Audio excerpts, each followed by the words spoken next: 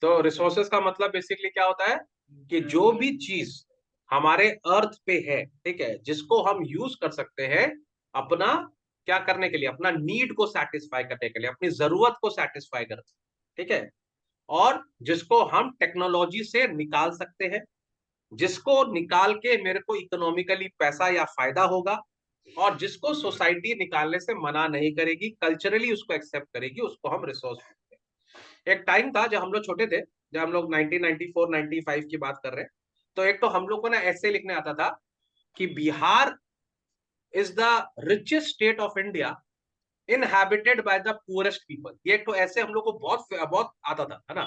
इसका मतलब क्या था कि बिहार इंडिया का रिचेस्ट स्टेट है, सबसे ज्यादा रिचेस्ट स्टेट इंडिया कौन सा है, बिहार, लेकिन वहां पे सबसे बिहार। गरीब लोग रहते हैं।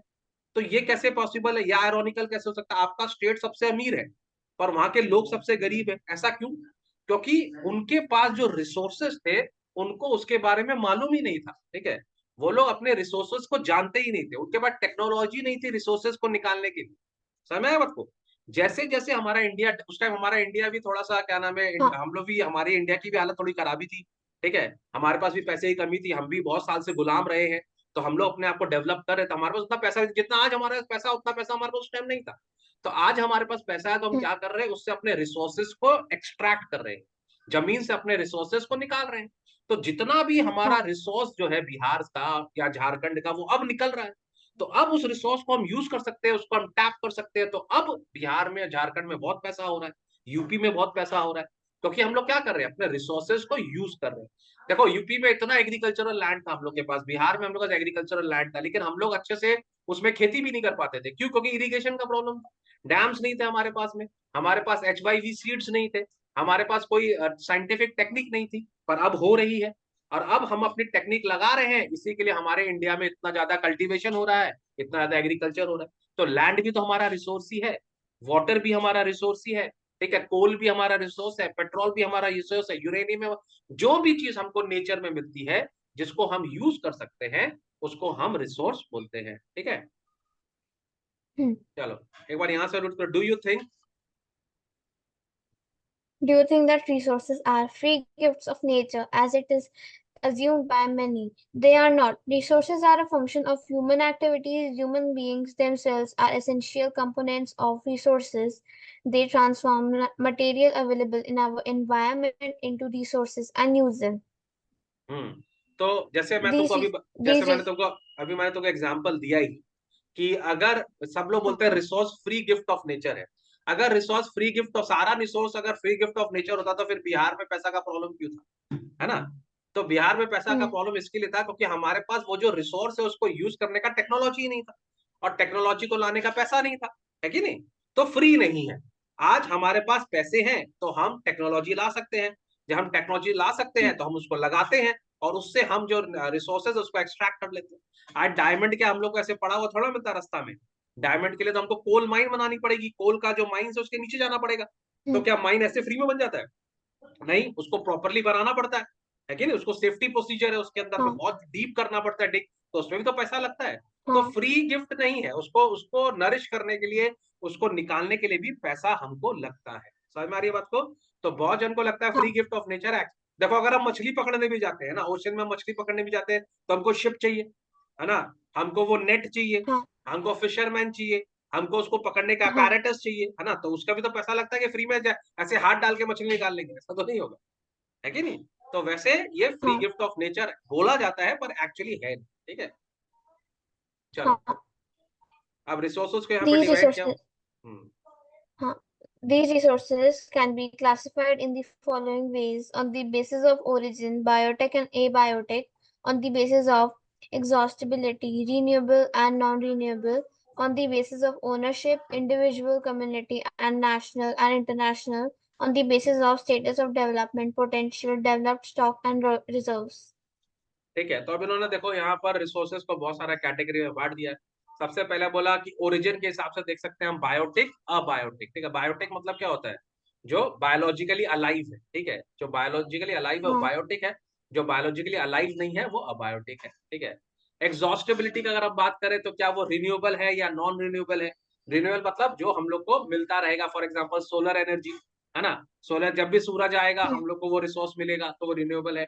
पेट्रोल नॉन रिन्यूएबल है, क्योंकि एक बार खत्म हो गया दोबारा नहीं आएगा।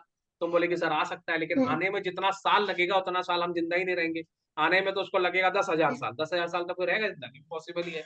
तो हमारे लिए एक बार खत्म हो गया तो खत्म हो गया, नॉन रिन्यूएबल है। ठीक है। ओनरशिप का बात कर ले तो जब अगर कोई आदमी किसी लैंड को ओन करता है तो वो इंडिविजुअल हो गया। अगर कम्युनिटी उसको ओन हम्म, करती है तो कम्युनिटी का हो गया। अगर देश उसको ओन करता है तो नेशनल हो गया। अगर पूरी दुनिया उसको ओन करती है तो इंटरनेशनल हो गया। जैसे कि फॉर एग्जांपल एंटार्क्टिका, एंटार्क्टिका को पूरी दुनिया ओन करती है तो वो इंटरनेशनल है। स्पेस पूरी दुनिया ओन हम्म, करती है तो इंटरनेशनल है। ठीक है। अच्छा, on the basis of status of development हम हो सकते हैं potential develop stocks and reserves. Potential का मतलब यहाँ जैसे हम अभी तुमको बता रहे थे कि हमारे थार डेजर्ट में पोटेंशियल है, वहां पे पेट्रोल निकल सकता है, तो वहाँ पोटेंशियल है। कुछ रिसोर्स को हम लोग ऑलरेडी, जैसे हम लोग का बॉम्बे हाई है, वो हम लोग ने उसको डिस्कवर कर लिया, हम लोग उसको यूज कर रहे हैं, उसको टैप कर रहे हैं, तो वो हम लोग का डेवलप स्टॉक है। और बहुत सारा पेट्रोल जैसे हम लोग एक ही दिन में तो सारा नहीं निकाल लेंगे, बहुत सारा नीचे रहता है हमारे ग्राउंड के अंदर में, उसको हम रिजर्व्स बोलते हैं। समझ में आ गया आपको? हम्म। चलो, development of resources. Resources are vital for human survival as well as for maintaining the quality of life. It was believed that resources are free gifts of nature. As a result, human beings use them indiscriminately, and this has led to the following major problems. हाँ, अब देखो यहाँ पर problem Depletion. क्या हो रहा है कि लोग हमारे यहाँ तो पता है ना, फ्री का खाना खाना सबको अच्छा लगता है। कोई भी चीज फ्री का मिले माने बस कर लो जो करना है। ठीक है। तो हम लोग जो हाँ, ह्यूमंस है, हमारी आदत ही गंदी है, लालच वाली आदत है हमारी। तो जब भी हमको कोई चीज मिलती है हम उसको जो मन में आता है वैसे यूज करते हैं। जब हमको मिल गया फॉरेस्ट तो हमने लकड़ी काटनी चालू की, इतनी लकड़ी काटी, इतनी लकड़ी काटी हमने कि हमने पूरा फॉरेस्ट ही खत्म कर दी, है कि नहीं? तुम देखेगी, जैसे मैं ये भी एग्जांपल सबको देता हूँ, हम लोग जैन है, तो हम लोग का एक तो छोटा नागपुर प्लेटो जो हमारा पारसनाथ शिखरजी में, एक तो हम हम्म, लोग का पता होगा तुमको, वो हम लोग का एक तो रिलीजियस प्लेस है, हम लोग वहाँ पर जाते हैं। तो जब हम लोग छोटे थे तो वो जो हम लोग का माउंटेन है वो बहुत दूर से चालू होता था, हमारे फॉरेस्ट टाइप का है, तो मैंने इतना दूर से हम लोग चलना चालू करते थे और चलते चलते हम लोग उस पहाड़ पर चढ़ते थे। ठीक है।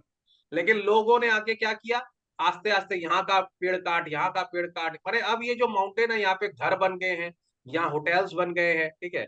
माने आधा से आधा माउंटेन पे तो लोग रहने लगे, और वहां का जो नेचुरल जो था वो सारा खत्म हो गया। लेकिन लोग रुक ही नहीं रहे, काट रहे तो काटे ही जा रहे, काटे ही जा रहे, काटे। तुम देखो कितना डिप्लीशन हो रहा है, पूरी दुनिया का फॉरेस्ट एकदम खत्म होता जा रहा है। ठीक है। लेकिन जब ये रिसोर्स खत्म हो जाएगा तो क्या हम बचेंगे? हम भी नहीं बचेंगे, है कि नहीं? हमको ये सोचना पड़ेगा कि अपना रिसोर्सेस को कैसे यूज करना है। ठीक है। कोई भी चीज को इतना मत यूज करो कि आने वाली जनरेशन उसको देख ही नहीं पाए, है कि नहीं? तुम देखो पहले हम लोग के हाँ, दुनिया में कितने टाइगर्स थे, कितने लायन थे, है ना? लायंस घूमते थे जंगल में। फिर ये अंग्रेज आए और इन्होंने इतना हंटिंग किया, इतना पोचिंग किया हमारे इंडिया में, पहले के हमारे राजा लोग भी मारते थे कि पूरा एकदम लायन का तो ऐसा हो गया, एक्सटिंक्ट होने वाले थे लायन, है ना? अब फिर हम लायन को बचा रहे क्योंकि हमको पता है लायंस बहुत जरूरी है। इंसान तो ऐसा है कि वो चाहे तो सारे जानवर को मार देगा, है कि नहीं? तो हम लोग को अपना रिसोर्सेस को बचाना पड़ेगा और बचा के यूज करना पड़ेगा। इसके लिए एक तो बहुत ही स्पेसिफिक टर्म है जिसको हम बोलते हैं सस्टेनेबल। ठीक है। सस्टेनेबल का मतलब क्या होता है भाई? देखो, हम लोग सबको एक बार, जब हम लोग गंगा में कुछ सामान फेंकते हैं ना, जब हम लोग गंगा में कुछ भी गंदगी फेंकते हैं, हम लोग को ये सोचना चाहिए कि आज से 20 साल के बाद जब हमारे बच्चे आएंगे उनको हम ये गंगा किस स्टेट में देंगे, है कि नहीं? हमारे दादाजी लोग ने, परदादाओं ने तो हमको गंगा बहुत साफ दी थी, है ना? पर हम लोग उसको इतना हम्म, इनडिस्क्रिमिनेट यूज कर रहे हैं, भैया क्या हमारे बाद क्या कोई और लोग नहीं आएंगे इस दुनिया में? आएंगे, है ना? पर अगर हम अपनी नदियों को गंदा करेंगे, अपने रोड्स को गंदा करेंगे, अपने फॉरेस्ट को काटेंगे हम, तो हमारी जो आने वाली जनरेशन है उसका क्या होगा? अगर सारे टाइगर हम ही मार देंगे, सारे जानवर हम ही मार देंगे, तो वो लोग जानवर देखेंगे कहाँ? वैसे भी आजकल सब हम्म, कोई क्या नाम है, नेट पर ही देख रहा है, एनिमेशन में ही देख रहा है, पिक्चर में भी आजकल एनिमेशन में यूज हो रहा है, ये तो बात अच्छी है। तो क्या हमारे लोगों को पता है हम्म, कि एक था टाइगर, एक था लायन, एक थी गंगा, है ना? तो हम लोग को रिसोर्सेस को बचा के रखना चाहिए, इसको हम लोग सस्टेनेबल बोलते हैं। ठीक है। तो यहाँ पर क्या बोल रहा हाँ, है? Human being use them indiscriminately and this has led to the following major problem. Human resource जो है, आदमी जो है, अगर उसको कुछ चीज मिल जाता है तो उसको यूज करते ही जाता है, करते ही जाता है। इससे क्या हो जाता है? कुछ लोगों का ग्रीड, कुछ लोगों का लालच बहुत से लोगों के लिए नुकसान करता है ना? जैसे तुम देखिए कि जो कोल माइंस है जिनके पास, वो खोदते ही जा रहे हैं जमीन को, हम्म, है ना? तो कहता है जमीन को खोदने से क्या होता है, जमीन को खोदने से कितना सारा सॉइल खराब हो जाता है हमारा, बहुत सारे ट्रीज का वेस्ट होता है, हमारा इकोसिस्टम खराब होता है। लेकिन कुछ लालची लोग हैं, रुक ही नहीं रहे, है ना।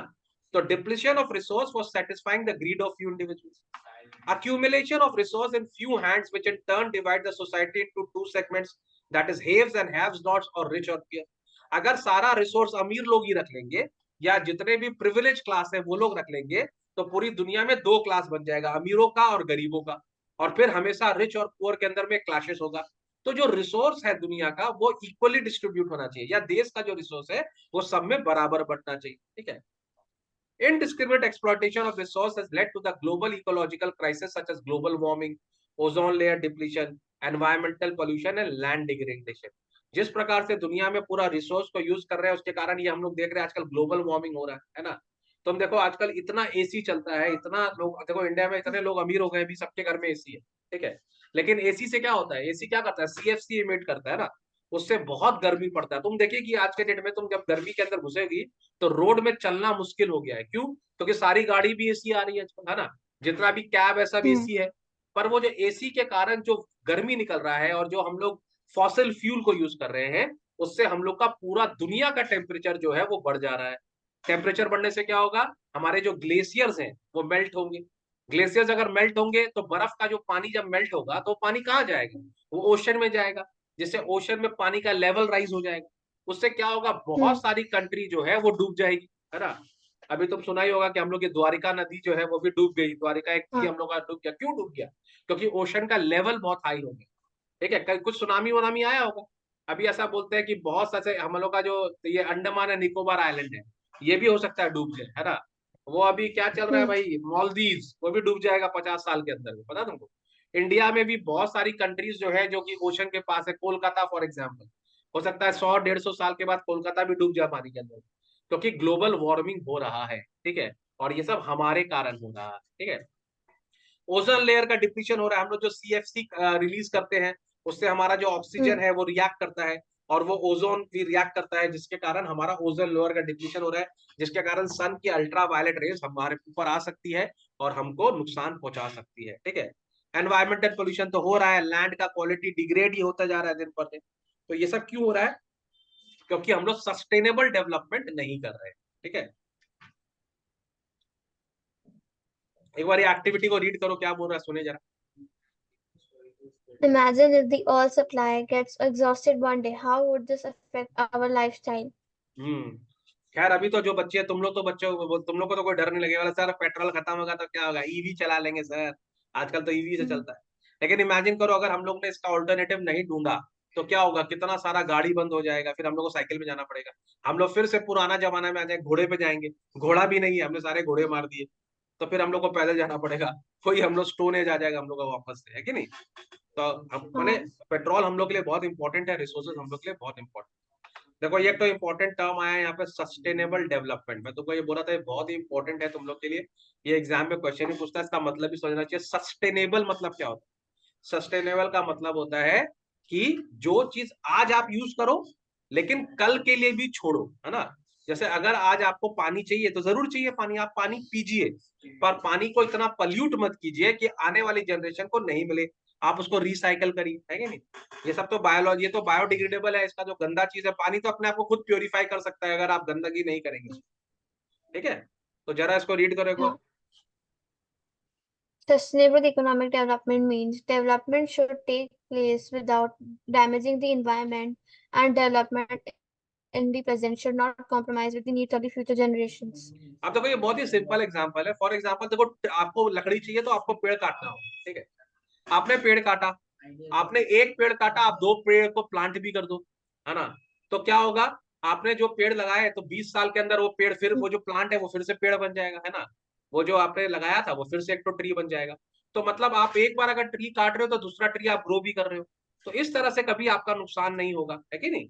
लेकिन आप अगर ट्री हम्म काट दोगे और नया प्लांट नहीं लगाओगे तो क्या होगा, पूरी दुनिया जंगल बन जाएगी, है कि नहीं। तो प्लांट आप यूज कर रहे हो उसको, पुराने जो प्लांट्स है जो ओल्ड ट्रीज है उसको काटो, लेकिन उसकी जगह न्यू ट्रीज भी लगाओ, ठीक है, जिससे आने वाली जनरेशन को भी ट्री मिले, समझ में आ रही है बात। हाँ हाँ ये रियो डी जेनेरियो में एक तो अर्थ समिट हुआ था ग्लोबल वार्मिंग को लेकर, देखो ये क्या बोल रहा है जरा पढ़ लेते हैं उसके बारे में। In June 1992, more than 100 heads of states met in Rio de Janeiro in Brazil for the first International Earth Summit. The summit was convened for addressing urgent problems of environmental protection and social economic development of the global level.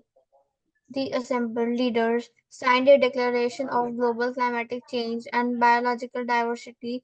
The Rio Convention endorsed the global forest principles and adopted Agenda 21 for achieving sustainable development in the 21st century. तो ये लोग जब पूरे जो leaders हैं उनको लगा कि भैया देखो अर्थ पे बहुत भयंकर नुकसान हो रहा है, ग्लोबल वार्मिंग हो रहा है और अब टाइम आ गया कि हम लोग अर्थ के ऊपर में काम करें क्योंकि अगर हम नहीं करेंगे तो हम सब मरेंगे, ठीक है। तो अब ये लोग जो वर्ल्ड लीडर्स हैं ये लोग सब इस चीज को एक तो मेजर प्रॉब्लम समझ गए हैं और आजकल इसके लिए समिट्स हो रहे हैं, हम लोग इसके ऊपर में काम कर रहे हैं। ऐसा बोला गया है कि हर कंट्री को अपनी जो कंट्री का जो एरिया उसका कम से कम 1/3 एरिया फॉरेस्ट पे रखना ही होगा, ठीक है। अगर आपकी जो कंट्री का लैंड है उसका 1/3 लैंड जो है वो फॉरेस्ट कवर के अंदर में होना ही चाहिए। हमारे इंडिया का तो नहीं है, हमारे इंडिया का तो जैसे 33% की जगह करीब 26% हमारा फॉरेस्ट कवर है, बाकी का भी नहीं है। तो हम लोग उसके ऊपर में काम कर रहे हैं किस तरह हम उसको लगाएंगे, ठीक है। चलो अब हम लोग बात करेंगे रिसोर्स प्लानिंग। तो समझ में आ गया रिसोर्स क्या होता है। रिसोर्स का मतलब कोई भी हाँ, ऐसी चीज जो हमारे हमको मिलती है हमारे अर्थ में, हमारे एरिया में, ठीक है, जिसको हम इकोनॉमिकली यूज कर सकते हैं, टेक्नोलॉजिकली निकाल सकते हैं और जिसको सोसाइटी भी मना नहीं करता है। लेकिन इसको यूज करने के लिए आपको प्लान करना पड़ेगा क्योंकि आप उसको ना बेसी केयरलेसली यूज नहीं कर सकते। अगर आप उसको केयरलेसली यूज करोगे तो वो बहुत जल्दी खत्म हो जाएगा, उससे नुकसान होगा। तो रिसोर्स प्लानिंग एक बहुत इंपॉर्टेंट चीज है, पढ़ो उसको। सर ये वाला पैराग्राफ शायद रह गया है, ऊपर कौन साइड सा? वाला। कौन सा ये? ऊपर ये side.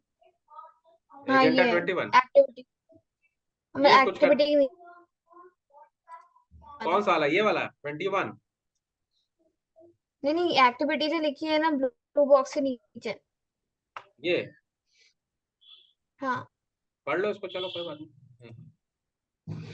An equitable distribution of resources has become essential for a sustainable quality of life and global peace.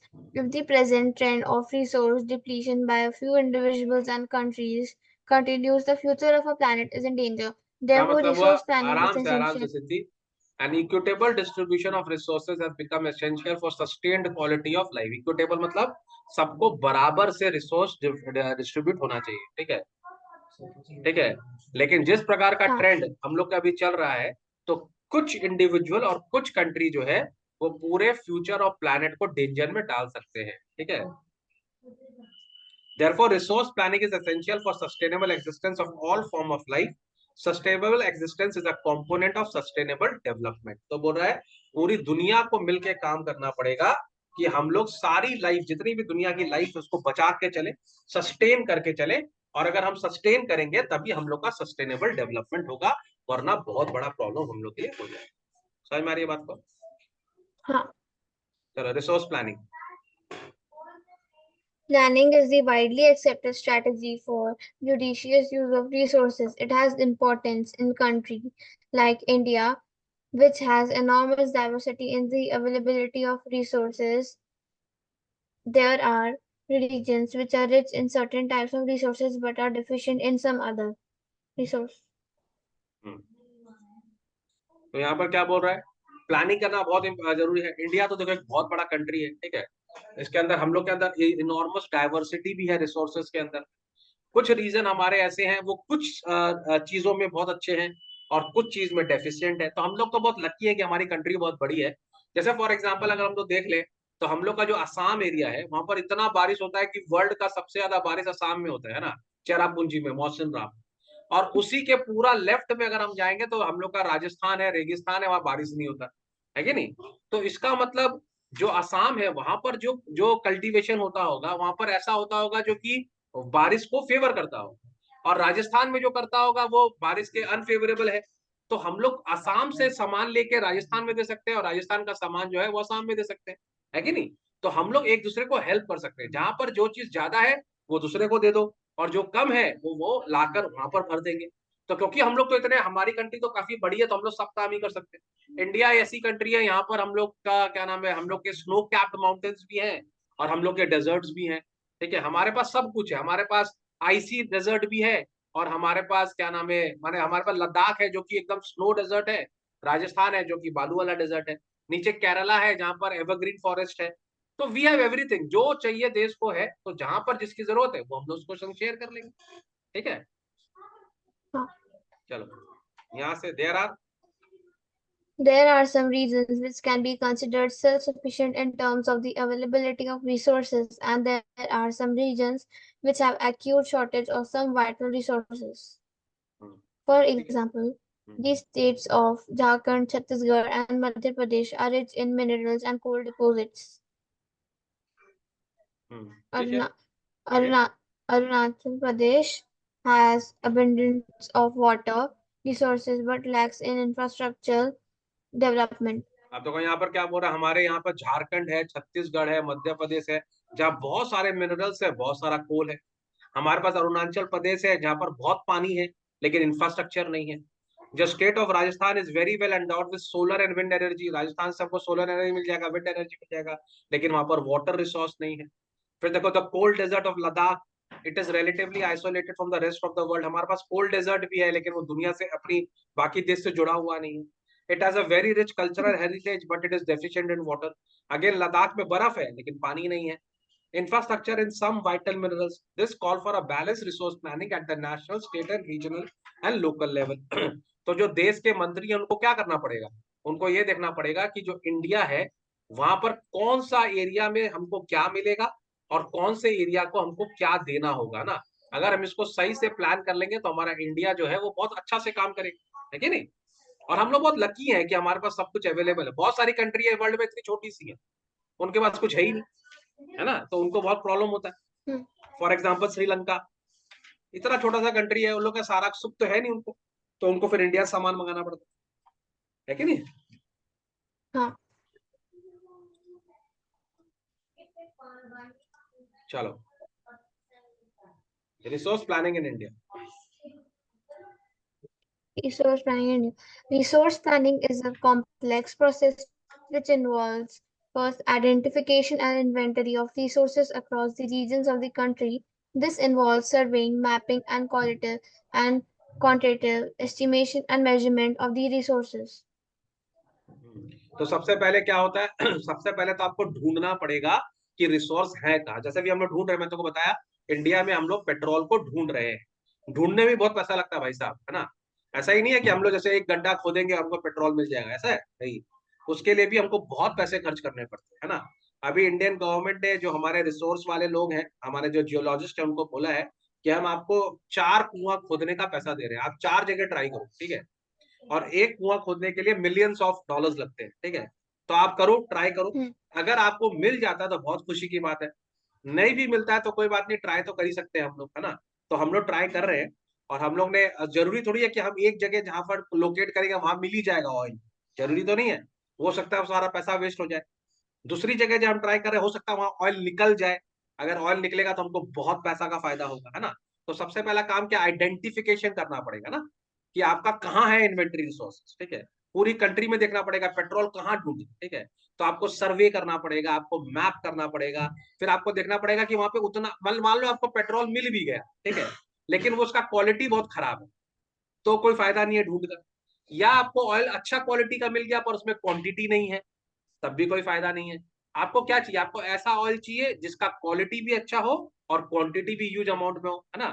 मैंने तुमको पहले ही बोला ना, अगर हम लोग को डायमंड करना है तो अगर हमको डायमंड खोजने में 30,000 रुपीज लग रहा है और डायमंड हमारा 25,000 का, तो करके फायदा क्या है कि नहीं। तो हमको ऐसा चीज चाहिए जो क्वालिटी वाइज भी अच्छा हो, क्वांटिटी भी अच्छा हो, हमको सस्ता भी पड़े, हमको उसमें फायदा भी हो, ठीक है। चलो number 2 point. Involving a planning structure involved with appropriate technology, skill, and institutional setup for implementing resource development plans. हाँ, तो अब हम लोग क्या करना पड़ेगा, एक प्लानिंग स्ट्रक्चर बनाना पड़ेगा, ठीक है। उसके अंदर हम लोग को अप्रोप्रिएट टेक्नोलॉजी चाहिए, स्किल चाहिए, है ना, एंड इंस्टीट्यूशन चाहिए setup for implementing resource development plan. माने अब जैसे हमको अगर पेट्रोल, जैसे हमको ऑयल को एक्सट्रैक्ट करना है, तो हमारे पास एक तो माने होने चाहिए ना, इंजीनियर्स होने चाहिए, हमारे पास जियोलॉजिस्ट होने चाहिए जिनको पता हो कैसे ट्रैक करना है। उसका एक इंस्टीट्यूट हमको सेटअप करना पड़ेगा। भैया आपका काम है सिर्फ पेट्रोल ढूंढो, है ना। एक हम लगाए भैया आपका काम है सिर्फ आप गोल्ड ढूंढो, एक को लगाए, आपका काम है सिर्फ यूरेनियम ढूंढो, है कि नहीं? तो ऐसे हमको इंस्टीट्यूट लगाने पड़ेंगे जो स्पेसिफिक चीज को ढूंढेगा। ठीक है, number 3। Matching the resource development plans with overall national development plans. तो हम लोग कितना रिसोर्स डेवलपमेंट करना है और कितना देश पे पैसा लगाना है, ये भी सोचना पड़ेगा। अनलिमिटेड पैसा तो किसी के पास भी नहीं है, तो रिसोर्स बढ़ाए कि देश को पढ़ाएं, ये सब भी हमको डिसीजन लेना पड़ेगा। ठीक है, चलो आगे। India has made concerted efforts for achieving the goals of a resource planning right from the first year plan launched after independence. तुमको पता ही होगा कि पहले हम लोग के 5 ईयर प्लान चलते थे, लेकिन अभी मोदी जी ने आके नीति आयोग लगा दिया है ना। अब हम लोग के 5 ईयर प्लान खत्म हो गए हैं। 5 ईयर प्लान में हम लोग यही काम करते थे, कहाँ से रिसोर्स ढूंढे, कैसे लैंड को इम्प्रूव करे, कैसे हम लोगों को तरक्की दे। लेकिन अब नीति आयोग आ गया, नीति आयोग का काम भी वही है, national institute for transforming India. उन लोग का भी काम यही है कि हम लोग किस तरह से सब कुछ को डेवलप करें और देश को आगे लेके जाए। चलो next paragraph. The availability of resources is a necessary condition for the development of any region, but mere availability of resources in the absence of corresponding changes in technology. technology and institutions may hinder development. हाँ देखो, जैसे मैं तुमको बोला कि खाली resource होने से फर्क नहीं पड़ता। जैसे मैं तुमको बिहार का एग्जांपल दे रहा था कि वहां पर रिसोर्स था, पर हमारे पास टेक्नोलॉजी नहीं थी, हमारे पास कोई इंस्टीट्यूशंस नहीं था जो हमको बताए क्या करना है कि नहीं। तो खाली रिसोर्स होने से फायदा Hmm. नहीं है, आपको उसके संग टेक्नोलॉजी भी होनी चाहिए, इंस्टीट्यूशन भी होना चाहिए। ठीक है, देखो यहाँ पे लगा there are many region in our country that are rich in resources but these are included in economically backward region. और अभी भी देश में ऐसे बहुत सारी जगह है जहाँ पर बहुत रिसोर्स है, लेकिन वहां पर लोग के पास खाने को पैसा नहीं है। क्यों? क्योंकि उनको अपना रिसोर्स ही पहचान में नहीं आ रहा, है ना। Hmm. बोलो, जिस जमीन पे रो रो के आंसू बहा रहे हैं उस जमीन के नीचे करोड़ों की संपत्ति है, पर उनको पता ही नहीं है क्योंकि उन्होंने डेवलप ही नहीं किया। ठीक है, और दूसरी country on the country there are some region which have poor resource but they are economically developed. अब अगर हम लोग बात कर ले यूएई की बात कर ले, है ना, मिडिल ईस्ट की बात कर ले, तो उनके पास सिर्फ एक ही रिसोर्स है, पेट्रोल, ज्यादा करके उनके पास ऑयल है। Hmm. उसके अलावा क्या है उनके पास में? कुछ नहीं है कोई खास उनके पास में। लेकिन वो लोग उस ऑयल से भी पूरी दुनिया पर राज कर रहे हैं, इतना पैसा हो रहा है उसके पास। तो Hmm. सबसे इंपॉर्टेंट चीज क्या है? ठीक से आप रिसोर्स को देखिए, उसको समझिए, उसको एक्सट्रैक्ट कीजिए और फिर अपनी कंट्री का बेटरमेंट के लिए उसको यूज कीजिए। उससे पैसा से आप कंट्री का Hmm. इंफ्रास्ट्रक्चर बनाइए। ठीक है, तो आज इसको यहीं तक करेंगे। ओके, अगर ये अच्छा लगेगा तो Hmm. इसको इसी का वीडियो बना के और अपन अपलोड करते जाएंगे, तो जितने भी सीबीएसई के बच्चे उनको भी फायदा हो जाएगा। ओके, जी सर, चलो बाय बाय। मैं सर। तो उनको छुट्टी दे देते हैं।